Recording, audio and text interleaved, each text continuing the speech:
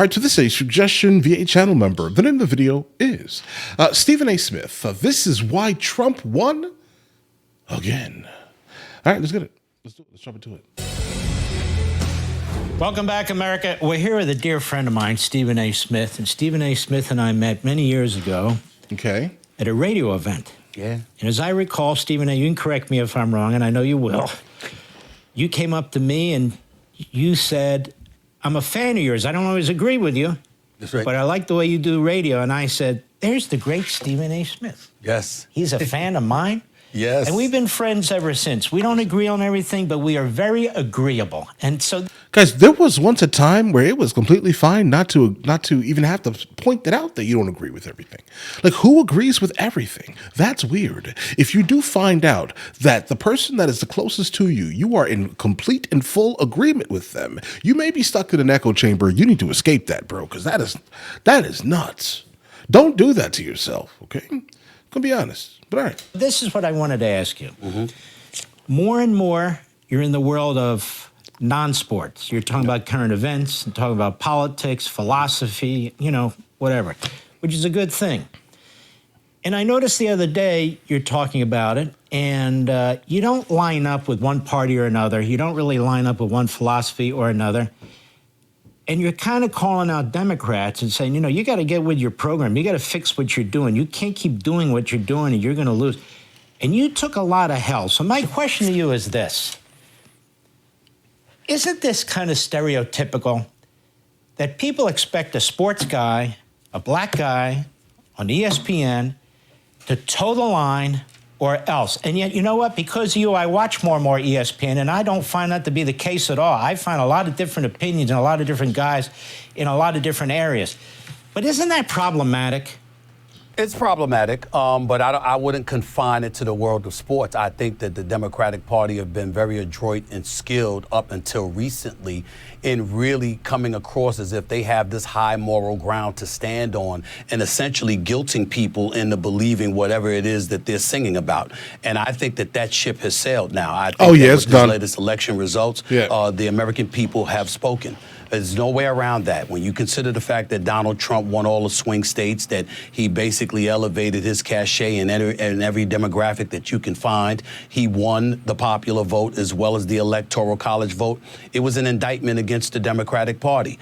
They went too far left. They ignored the common sense, middle of the road, a sensible voter as far as I'm concerned. I don't believe that most of American citizens are on the fringes, whether it's extreme right or left. I think most of us, whether it's center right or center left, want to be in a position to compromise. We want to see people communicating with one another, getting along with one another, and expressing their levels of disagreements. In other words, disagreeing without being disagreeable per se.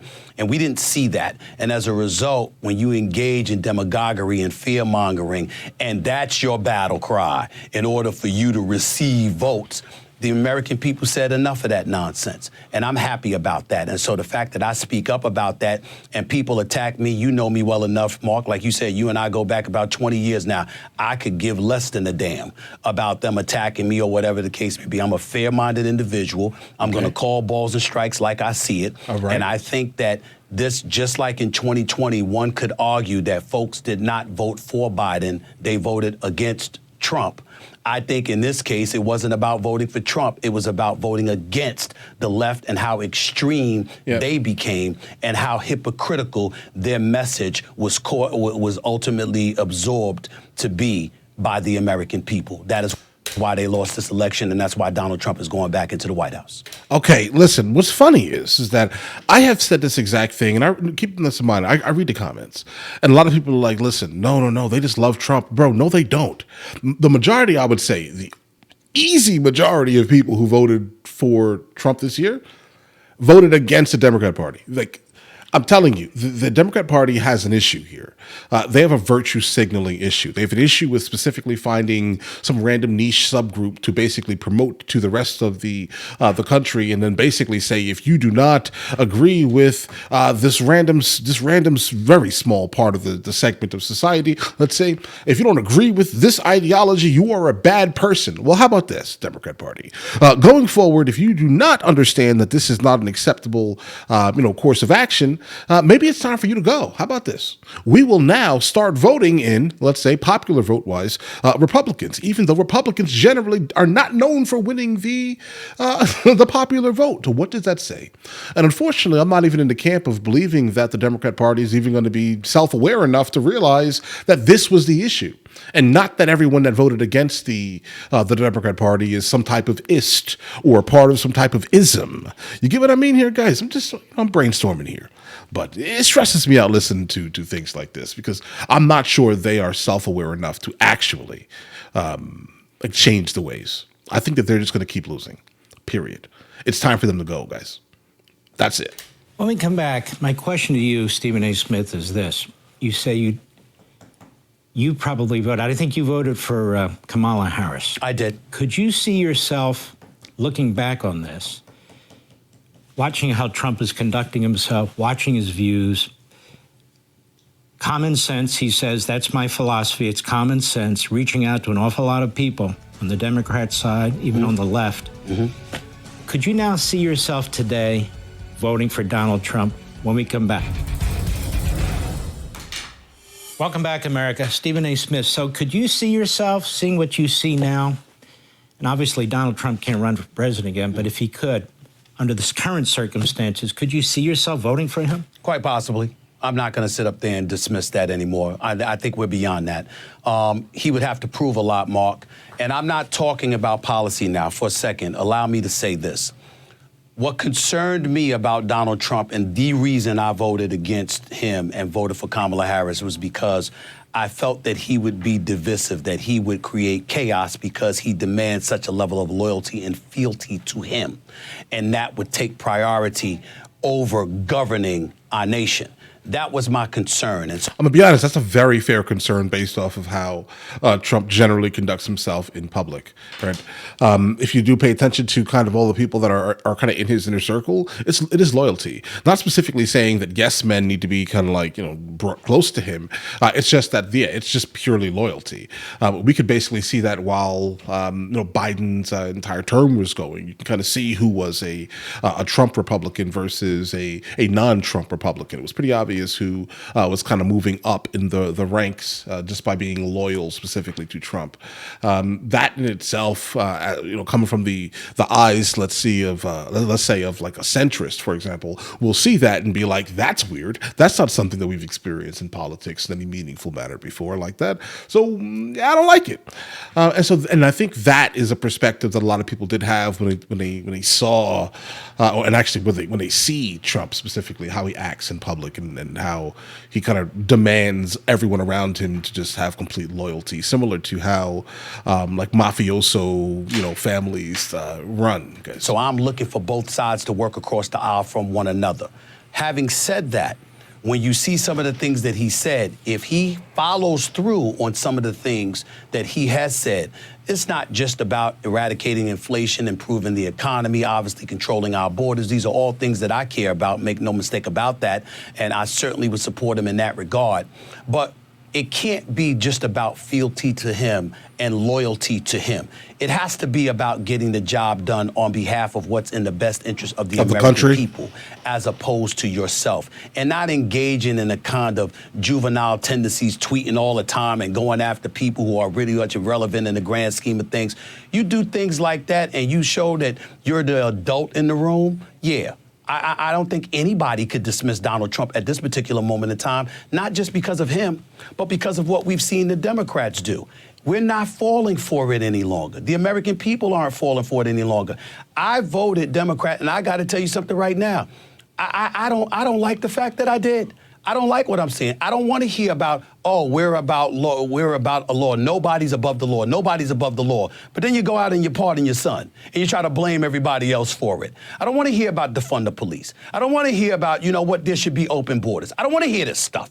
And I don't think most of the American people want to hear that. We're thinking about the state of affairs that's in. We're not about America only, but being about America and prioritizing what's going on in this nation with the desolate and the disenfranchised and everybody else in between, and looking out for the best interest of what it is for America. That is not a crime for an American politician or a commander-in-chief or a senator or a congressional figure to have that mentality.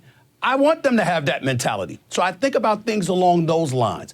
And I'm no longer interested in, nor do I believe any of us should be interested in listening to a bunch of fear-mongering to tell us who we shouldn't vote for. Why don't you come up with a plan that tells us why we should vote for you?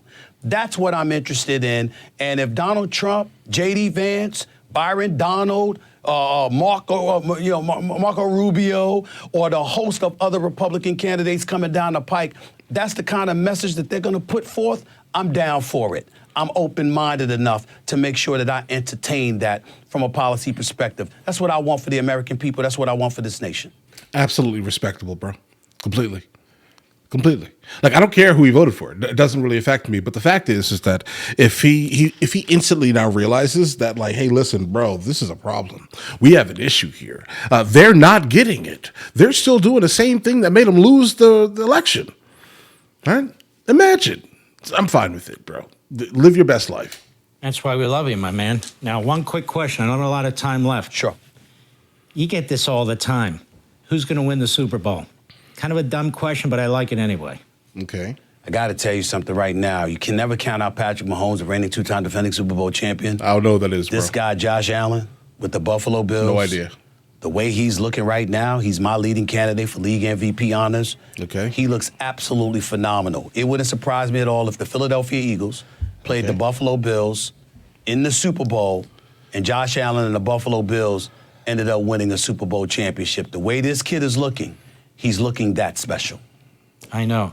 All right, bro, enough. Okay, so here's the thing. I have no idea what he's talking about. I've never watched a single sporting event in my life. Not like that. I don't pay attention to sports. I find them completely pointless. I'd rather speak of things that actually matter. But here's the thing, guys. I do respect the fact that this guy here, I've heard his name before. I've never actually encountered him. I don't know what he's about or anything like that. But basically how he speaks, he speaks like how I think most Americans should look at things. Not being able to be stuck within some type of echo chamber, I do find it completely pointless. It's not conducive to your mental state. It sounds like your life is incredibly boring, bro, to be honest. If you're just completely stuck. Every single person around you agrees with you, that's crazy. I could not imagine. All right, that is nuts. That should be scary. All right, that means you're not growing. Like under any circumstances, are you actually experiencing any type of mental growth? Why? Because everyone around you is basically a yes man. Every single person agrees with you. All of them do. That's wild. I can't imagine. I cannot imagine that. I would never want to be within that type of scenario, guys. I'm sure that just stagnates mental growth, and that just sounds terrible. But all right, listen, you guys all have an absolutely amazing day. Enjoy your day thoroughly. This is my lightsaber. Hey guys, you guys subscribe to the other channels? Logical Movie Reviews with Mr. L. Boyd, along with Mr. L. Boyd Music. Oh, also, Mr. L. Boyd Discusses. Guys, check it out. And if you haven't heard it today, you're amazing.